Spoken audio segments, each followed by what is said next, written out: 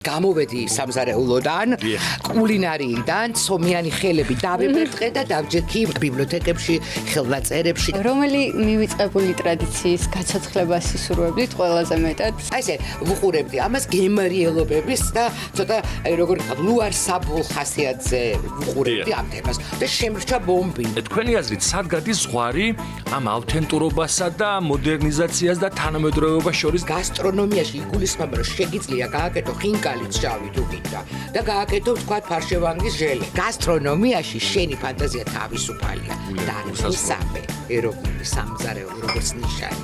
იქ რო შეცვალ ხალხი არ გაპატიებს. რამ გამოიწვია ეს გემოვნების ცვლილებამ, დეფიციტმა? ისინი არ ამბობენ ქართულ სამზარეულოს, ამბობენ ჩვენებული, ძველებული, თბილისური, მამა პაპუ, რაღაცაო ჟელეს ეძახიანო, თვრალი კაცი ვინც სახსახებსო, სად არის ჩემი ბოზბაში ჩამაყოფი და პური ამებაყოფი და ციფრულმა და ტექნოლოგიურმა განვითარებამ ქართული სამზარეულო როგორ შეცვალა? მე ორნაირად მოგზაურობ, ერთი წარსულში მოგზაურობ და მეორე თანამედროვეობაში. მე თვითონ გავგიშდი გიგი და მე კი რას წავაწყდი. დაპრინტული სტეიკის მაგალითი წარმოაჩინეთ. შეთვითონ ირჩევ მაგალითად დიმიტრი ყიფიანის დიეტაზე დაჭდე თუ ლუარ საბის დიეტაზე.